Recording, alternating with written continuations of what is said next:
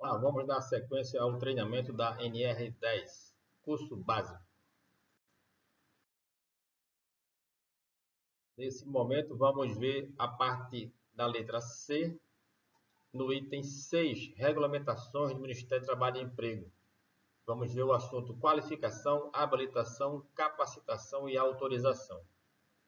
Já vimos a letra A e a letra B. Então, temos já a NR10 totalmente detalhada.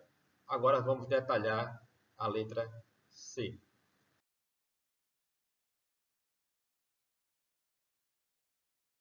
O item 10.8 da NR10 trata da habilitação, qualificação, capacitação e autorização dos trabalhadores.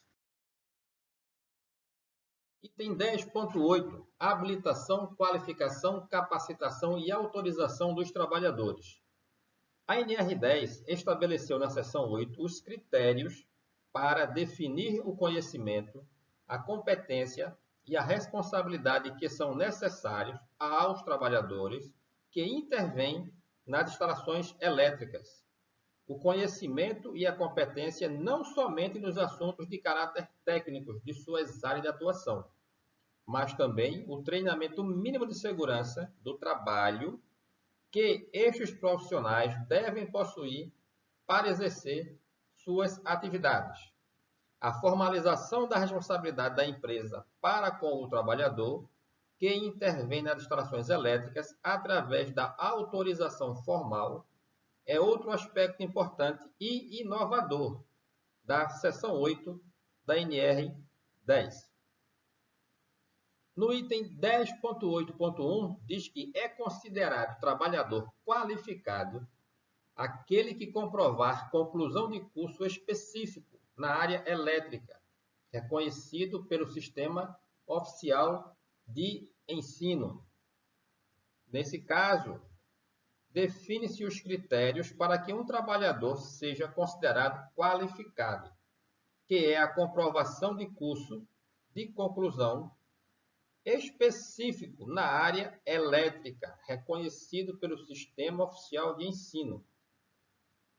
O caso mais evidente de atendimento deste critério para os profissionais da área elétrica é a certificação de conclusão dos seguintes cursos reconhecidos: cursos técnicos, tecnólogos e cursos de engenharia. Para a comprovação da qualificação, é necessário que o profissional apresente o diploma de um curso reconhecido pelo Sistema Oficial de Ensino. A NR10 não faz nenhuma distinção quanto às atribuições do profissional de nível técnico e do nível profissional superior. As atribuições são definidas pelo Conselho Regional de Engenharia e Agronomia, que é o CREA, em sua legislação própria. No caso de profissionais que realizam cursos do SENAI, duas situações devem ser consideradas.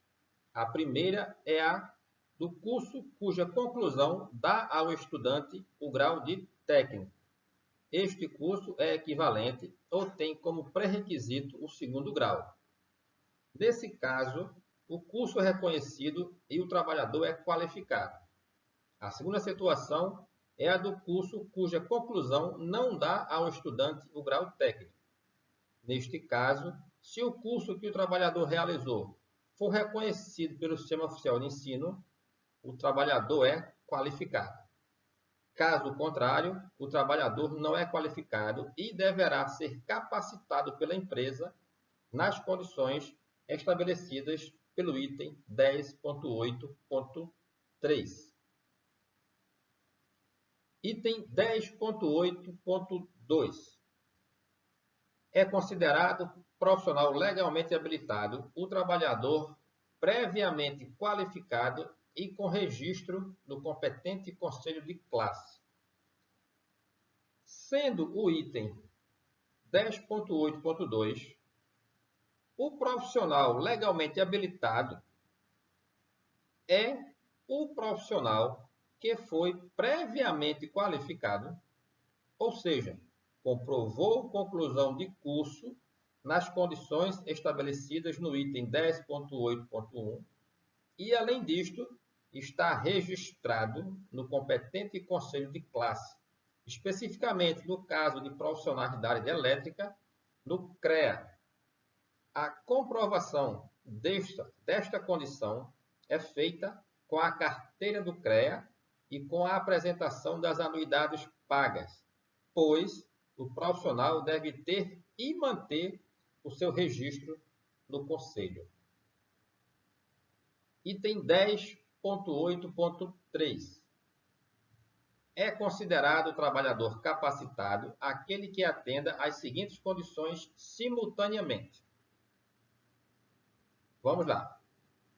Para os profissionais não qualificados, isto é, sem educação técnica formal, em curso reconhecido pelo Sistema Oficial de Ensino, a NR10 criou a possibilidade de um treinamento técnico informal em cursos sem reconhecimento do Sistema Oficial de Ensino, realizados sob a responsabilidade da empresa. Nesta condição, o trabalhador pode ser considerado capacitado, desde que este treinamento técnico seja feito nas condições estabelecidas pela alínea A do item 10.8.3 e o trabalhador realize suas tarefas em conformidade com a linha B do mesmo item. A linha A. Receba a capacitação sob orientação e responsabilidade de profissional habilitado e autorizado. O item 10.1.2 considera as normas técnicas como um complemento da NR10. Quando prescreve que a NR10 se aplica observando as normas técnicas, uma norma de grande utilidade para as empresas no aspecto qualificação dos profissionais que intervêm em eletricidade é a ABNT NBR 15152, Qualificação e Certificação de Eletricista de Manutenção, Requisitos. Esta norma estabelece os requisitos e a sistemática para a qualificação e certificação de eletricistas de manutenção e define as atribuições e atividades para os níveis descritos. Esta ABNT aplica-se aos profissionais executantes de serviço de manutenção em sistemas, instalações e equipamentos elétricos e pode ser utilizada para desenvolvimento de programas de capacitação ou formação de profissionais e a orientação no desenvolvimento de profissionais. A NBR 15152 classifica os profissionais quanto à sua qualificação da seguinte forma: eletricista de manutenção nível 1, profissional que atua sob supervisão direta, certificado para executar serviços de manutenção em sistemas, instalações e equipamentos elétricos. Eletricista de manutenção nível 2, profissional com autonomia técnica em nível de execução de tarefas da sua especialização, certificado para executar serviços de manutenção em sistemas, instalações e equipamentos elétricos. Esta norma também aborda os requisitos mínimos de escolaridade e experiência profissional para os eletricistas de manutenção. A escolaridade mínima exigida para um eletricista de manutenção nível 1 corresponde à quarta série do ensino fundamental. No caso do eletricista de manutenção nível 2, a escolaridade mínima corresponde ao ensino fundamental completo. Embora os requisitos da norma NBR 15152 não sejam obrigatórios, eles podem ser de grande valor para as empresas, em especial na definição dos profissionais capacitados. Com a adoção de forma voluntária desta norma, a empresa evidencia a preocupação com o nível de qualificação profissional dos seus trabalhadores, uma vez que esta norma representa o consenso nesse assunto. No caso dos trabalhadores considerados pela NR10 como qualificados, o reconhecimento já foi verificado pelo Sistema Oficial de Ensino. Mas, para os trabalhadores capacitados, o critério pode ser subjetivo, o que não é o melhor dos mundos. A adoção da norma e, mais ainda, a exigência da certificação profissional baseada nesta norma para todos os profissionais, em especial para os profissionais capacitados, tira a subjetividade da classificação, dando à empresa uma maior garantia da qualificação profissional de seus trabalhadores. Letra B. Trabalhe sob a responsabilidade de profissional habilitado e autorizado. A NR10, ao criar a condição de capacitação do trabalhador que não tem instrução formal, não criou nenhuma restrição de trabalho para estes trabalhadores. Estabeleceu condições para o trabalho desses trabalhadores, estabelecendo que estes devam trabalhar sob a responsabilidade profissional habilitado e autorizado. Essa condição garante que a empresa não irá usar trabalhadores que não têm conhecimento técnico e de segurança para exercer suas atribuições. A exigência é que os trabalhadores capacitados trabalhem sob a responsabilidade e não sob a supervisão de profissional habilitado e autorizado. Portanto, não exige a presença permanente do profissional habilitado e autorizado na zona de trabalho, mas deixa claro que a responsabilidade da segurança do trabalhador capacitado é do profissional habilitado e autorizado responsável pelo seu trabalho.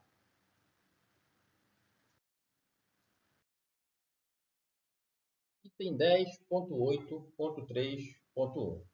A capacitação só terá validade para a empresa que o capacitou e nas condições estabelecidas pelo profissional habilitado e autorizado responsável pela capacitação. Nesse caso, a NR10 regulamentou a responsabilidade da empresa pelo trabalhador capacitado quando determina que a capacitação só tenha validade para a empresa que o capacitou. Com isto, a empresa deve sempre capacitar e se responsabilizar pela capacitação do trabalhador, que não tem instrução formal, independente de sua experiência anterior. Este item também deixa bem claro que o trabalhador só poderá exercer suas atividades nas condições em que foi capacitado pela empresa, também independente de sua experiência anterior. Item 10.8.4. São considerados autorizados os trabalhadores qualificados ou capacitados e os profissionais habilitados com anuência formal da empresa. Para intervir nas instalações elétricas de uma empresa, não basta o conhecimento, a qualificação ou a capacitação. É necessária uma autorização formal da empresa. São considerados autorizados os trabalhadores qualificados ou capacitados e os profissionais habilitados com anuência formal da empresa. Os trabalhadores, para serem autorizados a intervir em instalações elétricas, devem possuir treinamento específico sobre os riscos decorrentes do emprego da energia elétrica e as principais medidas de prevenção de acidentes em instalações elétricas, de acordo com o estabelecido no anexo 2 da NR10. A autorização de cada trabalhador deve ter uma abrangência segundo o seu conhecimento, treinamento e interesse do empregador. A empresa deve estabelecer sistema de identificação que permita, a qualquer tempo, conhecer a abrangência da autorização de cada trabalhador. Item 10.8.5. A empresa deve estabelecer sistema de identificação que permita, a qualquer tempo, conhecer a abrangência da autorização de cada trabalhador, conforme definido no item 10.8.4. A exigência de que a abrangência da autorização seja indicada no sistema de identificação indica que a autorização definida no item 10.8.4, dada pela empresa a cada trabalhador, tem uma abrangência e que esta deve ser definida pela empresa no ato da autorização. Esta abrangência da autorização deve ser coerente com a competência do trabalhador, como define o item 10.11.8, e o treinamento de segurança recebido, como determina o item 10.11.5. A abrangência deve contemplar, por exemplo, as formas de trabalho, energizado ou desenergizado, os níveis de tensão, baixa ou alta tensão, outras condições, em proximidades no CEP, etc. No caso de alta tensão, pode ser necessária uma limitação no valor da tensão. Por exemplo, o trabalhador é autorizado a intervir em instalações de 15 kV, 34,5 kV ou 88 kV. Item 10.8.6. Os trabalhadores autorizados a trabalhar em instalações elétricas devem ter essa condição consignada no sistema de registro de empregado da empresa. A obrigatoriedade de que os trabalhadores autorizados devam ter a condição de autorização anotada no sistema de registro de empregados da empresa não substitui a obrigatoriedade determinada na linha D do item 10.2.4, que esta autorização esteja no prontuário das instalações elétricas, mas a complementa. No prontuário deve estar o documento de autorização e no sistema de registro a declaração explícita de que o trabalhador é autorizado. Item 10.8.7. Os trabalhadores autorizados a intervir em instalações elétricas devem ser submetidos a exame de saúde compatível com as atividades a serem desenvolvidas, realizado conforme a NR7 e registrado em seu prontuário médico. A empresa deve estabelecer os exames necessários para os trabalhadores autorizados a intervir em instalações elétricas.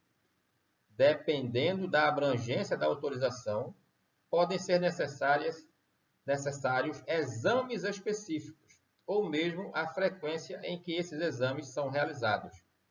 Pode ser diferente de uma atividade para outra, dependendo da abrangência de atuação. A empresa deve considerar a possibilidade de que a avaliação da saúde não fique somente no âmbito da saúde física, mas também seja verificada a saúde mental para certos tipos de atividade, onde o risco para a segurança do trabalhador ou das pessoas nas proximidades são maiores, como, por exemplo, os trabalhos em instalações energizadas de alta tensão. Item 10.8.8.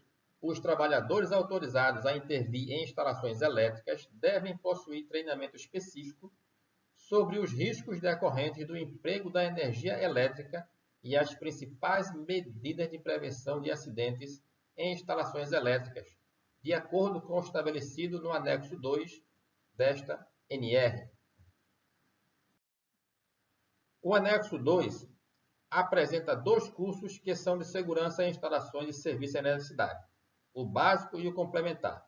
O curso básico deve ser feito por todos os trabalhadores que intervenham em instalações elétricas, a saber, desenergizadas, energizadas em baixa tensão, energizadas em alta tensão e instalações pertencentes ao CEP, alta e baixa tensão. O curso complementar deve ser feito pelos trabalhadores que intervenham em situações elétricas energizadas de alta tensão, vê item 10.7.2, e instalações pertencentes ao CEP, baixa e alta tensão. Estes cursos não são treinamento de NR10, mas são cursos de segurança em instalações e trabalhos com instalações elétricas. Item 10.8.8.1. A empresa concederá autorização na forma desta NR aos trabalhadores capacitados ou qualificados e aos profissionais habilitados que tenham participado com avaliação e aproveitamento satisfatório dos cursos constantes do anexo do 2 desta NR. Nesse item, quando estabelece que a empresa que concede autorização ao trabalhador reforça o que estabelece o item 10.8.4, que a autorização é concedida com anuência formal da empresa, concluindo a responsabilidade da autorização é do empregador ou seu. Outro aspecto abordado por esse item é que o critério para considerar que um trabalhador deve ter a avaliação e o aproveitamento satisfatório em um curso é definido pela empresa.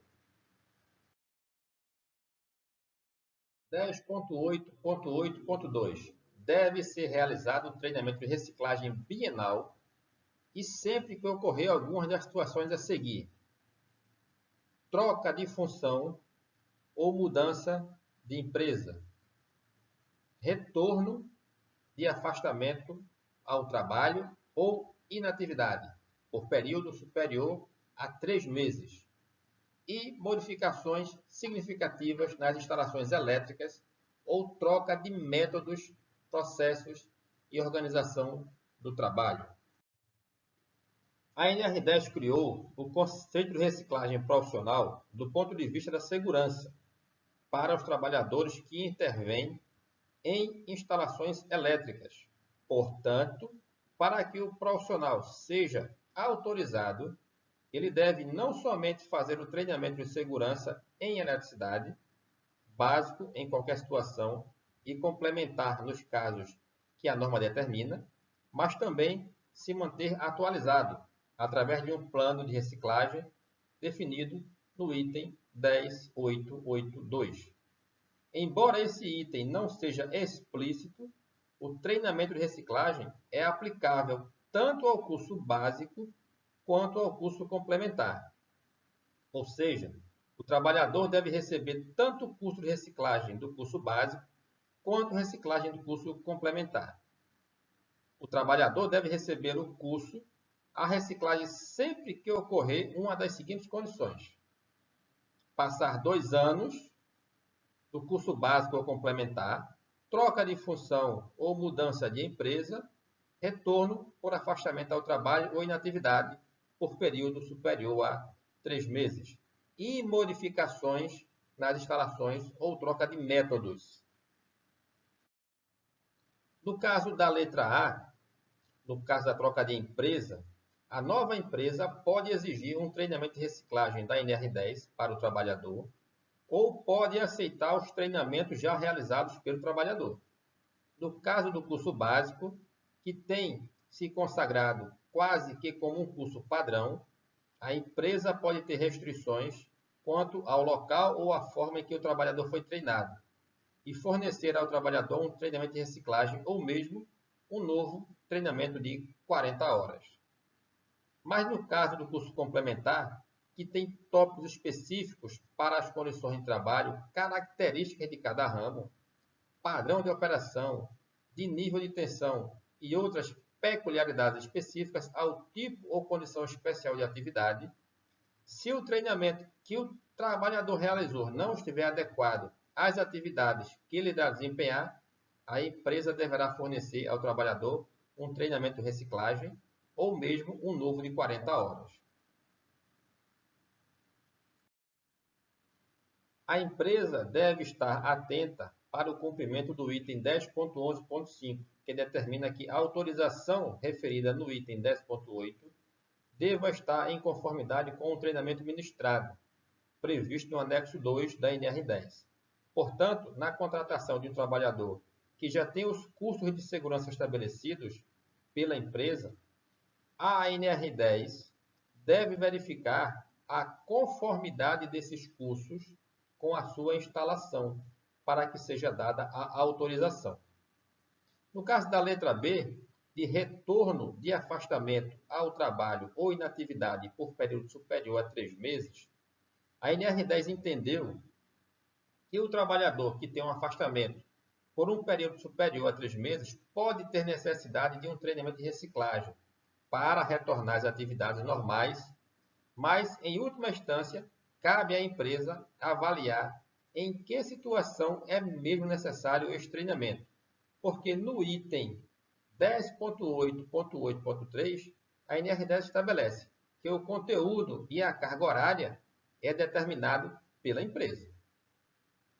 Na letra C, que trata de modificações significativas nas instalações elétricas ou trocas de métodos, processos e organização do trabalho. No caso das modificações significativas nas instalações, pode ocorrer a mesma situação que ocorre na troca de empresa. Nesse caso, também pode haver necessidade de mudança para condições para as quais o trabalhador não está treinado, e a empresa deve fornecer ao trabalhador um treinamento de reciclagem ou mesmo outro treinamento de 40 horas. Item 10.8.8.3. A carga horária e o conteúdo programático dos treinamentos de reciclagem destinados ao atendimento das alíneas A, B e C do item 10.8.8.2 devem atender às necessidades da situação que o motivou. Nesse caso, determina que a carga horária e o conteúdo programático dos cursos de reciclagem para atendimento às alíneas específicas deve atender o motivo. Então, é explícito para as alíneas A, B e C e nada fala do treinamento bienal que está no caput do item 10.8.8.2, o entendimento comum. No entanto, é de que o definido para treinamento de reciclagem das alíneas vale para o treinamento bienal. Nesse caso, cabe à empresa a definição da carga horária e do conteúdo do treinamento de reciclagem, inclusive o bienal. A carga horária e o conteúdo programático devem ser estabelecidos pela empresa, em função do evento que determinou este treinamento de reciclagem. A empresa deve considerar a possibilidade de que o treinamento de reciclagem tenha um procedimento padrão para que não fique sujeito a definições circunstanciais. 2 módulos não podem faltar na reciclagem do curso básico, que são primeiros socorros e combate a incêndio, inclusive com parte prática, para atender os itens 10.2.2 e 10.12.4, que determina que os trabalhadores autorizados devam estar aptos a executar o resgate e prestar primeiros socorros a acidentados e manusear e operar equipamentos de prevenção e combate a incêndio. Item 10.8.8.4. Os trabalhos em áreas classificadas devem ser precedidos de treinamento específico, de acordo com o risco envolvido. Áreas classificadas são áreas cuja atmosfera é potencialmente explosiva pela estocagem, manipulação de produtos com potencial de explosão. Nesse caso, existe um risco adicional, que é a explosividade, que necessita ser controlado. O item 10.8.8.4 determina que os profissionais que vão intervir em instalações elétricas nessas áreas com explosividade devam receber um treinamento específico que lhes permita identificar e controlar os riscos envolvidos nessas áreas, para que a execução dos trabalhos seja feita de forma a garantir a segurança de todos os trabalhadores e das demais pessoas presentes na área. Para este treinamento, a carga horária mínima e o conteúdo mínimo não estão definidos pela NR10. Tanto a carga horária como o conteúdo devem ser definidos pela empresa, em função do tipo de produto armazenado ou processado e do tipo de serviço realizado nas instalações elétricas. Item 10.8.9.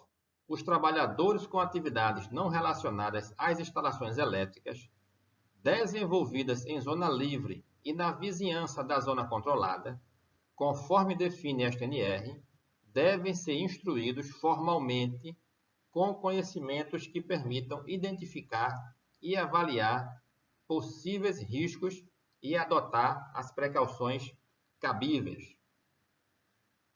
Nesse caso, os trabalhadores que exercem atividades não relacionadas com as instalações elétricas e que são desenvolvidas na zona livre durante todo o tempo, não estão sujeitos ao risco de choque elétrico. Como a definição de zona livre, zona controlada e zona de risco estão relacionadas ao risco de choque elétrico, pode existir na zona livre o risco de queimadura por arco elétrico. Logo, um trabalhador que está na zona livre não está isento de riscos elétricos, mas do risco de choque elétrico. Se essas atividades são desenvolvidas nas atividades que estão na vizinhança da zona controlada, do ponto de vista dos riscos elétricos, podem existir dois riscos. Um potencial e outro de fato. O risco potencial é o do trabalhador acidentalmente entrar na zona controlada. Aí sim, começa a aparecer um risco de choque elétrico. O risco de fato é o da queimadura por arco elétrico, que for determinado que este risco invada a zona livre. O trabalhador que realiza atividades não relacionadas às instalações elétricas na zona livre pode estar sujeito a esse risco. O risco de queimadura deve ser controlado por uma vestimenta adequada, como define o item 10.2.9.2. O risco de choque elétrico, como não existe, não precisa ser controlado. O trabalhador tem o direito de conhecer os riscos a que está exposto no exercício de suas atividades e as medidas de controle para esses riscos. E o empregador tem a obrigação de informar, isso está no item 10.13.2. O item 10.8.9 determina que esta informação dos riscos e medidas de controle para as atividades não relacionadas às instalações elétricas deve ser formal. O termo formal inclui uma evidência que comprove que o trabalhador recebeu a informação suficiente.